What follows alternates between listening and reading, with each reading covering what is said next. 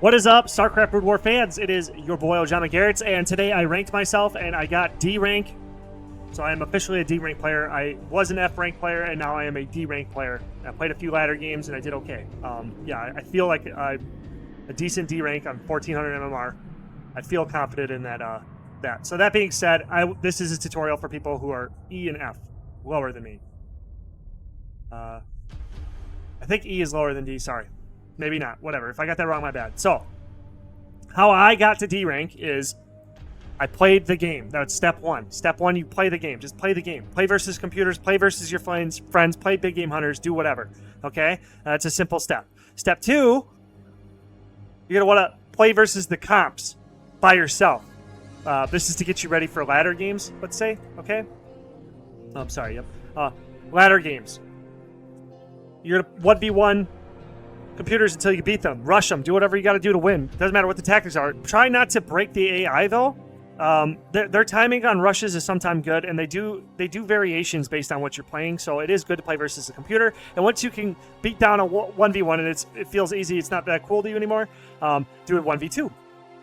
And then once that's pretty easy, like you rush the first guy and then you have to macro a little bit to kill the second one. Do a 1v3, and then just do that, etc. That's what I did. Okay, and then the special caveat here is though, don't do it on big game hunters, fastest, Python, the maps that are designed to have like walls and stuff. Do them, I would suggest, on Blizzard maps, because then you're like forced to, like SimCity, you're forced to take a lot of things into account. You can't just block the choke and then do like a one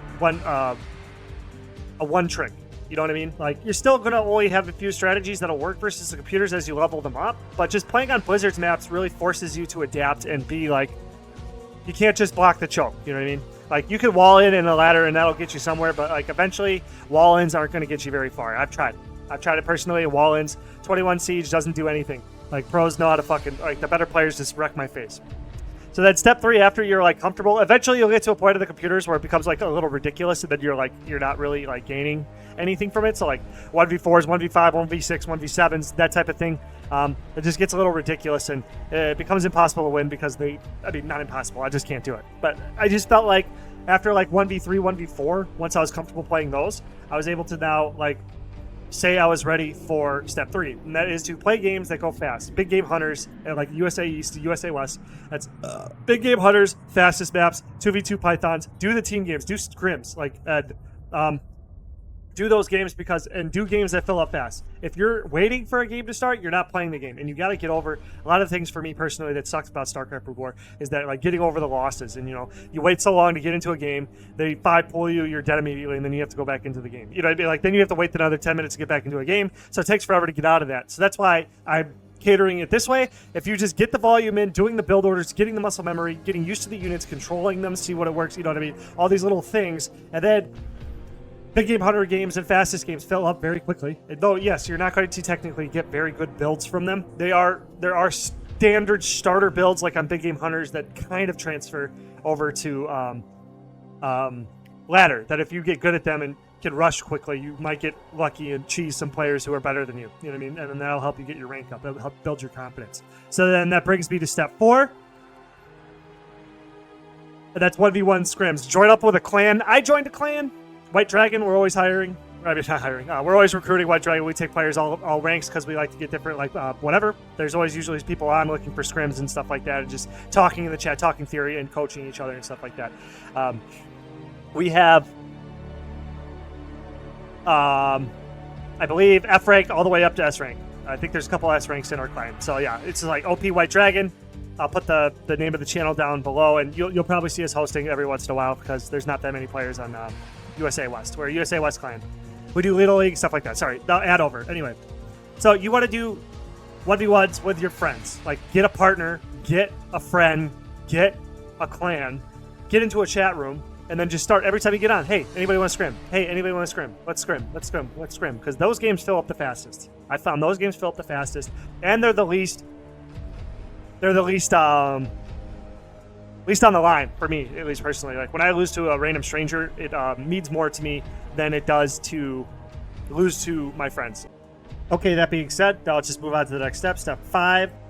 After you get all that stuff done and the other steps, do a ladder every once in a while to gauge your talent. That's what I did. That's the stage I'm on now. So I did the preliminaries and a few matches after, and I played against some 1600s, some 1700s, and stuff like that. And I'm a D rank. You know, now I know. Now I can keep laddering. I tried laddering the rest of the day, see if I could climb the ladder, but then I was like, I kept getting DCs, I kept getting like Smurfs and all this other stuff. Like it wasn't. I felt like it wasn't very productive. Like one guy wouldn't quit either. I should have just quit, but I didn't. So step 6, you can see that. Okay, yep. Step 6 is to repeat 3 through 5. Repeat them over and over and over and over and over again. Okay, so that's pretty much my steps to how to get to D rank from F rank, because I was a busted ass player, not a very good player. So if you follow these steps, this is exactly what I did, and it took me about 400 games to get to D rank, more or less. I played a lot of games I probably shouldn't have, but whatever. It doesn't matter. It'll probably take you a couple hundred games if you really try. So I just got some random tips here.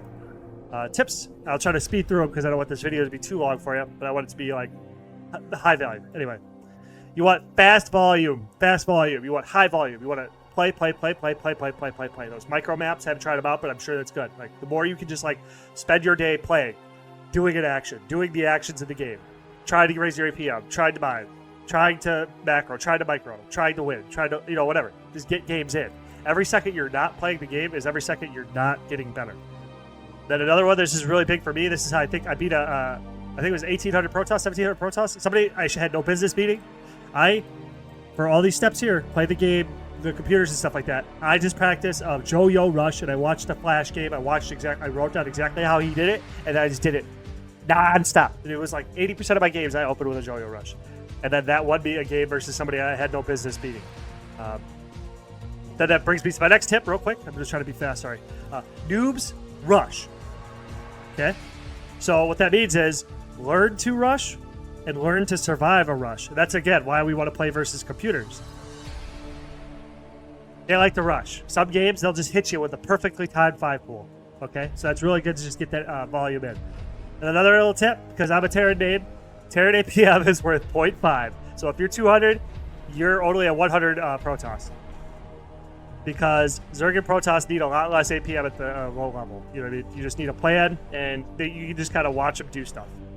Terran, you got to be constantly like, there's a lot more to do, and like your units require double the actions to actually get things done. Like Vulture micro, you have Mine micro, and then you have Patrol micro. That's like a lot of micro. Dragoon micro, there's some micro there, but it's not nearly as click intensive.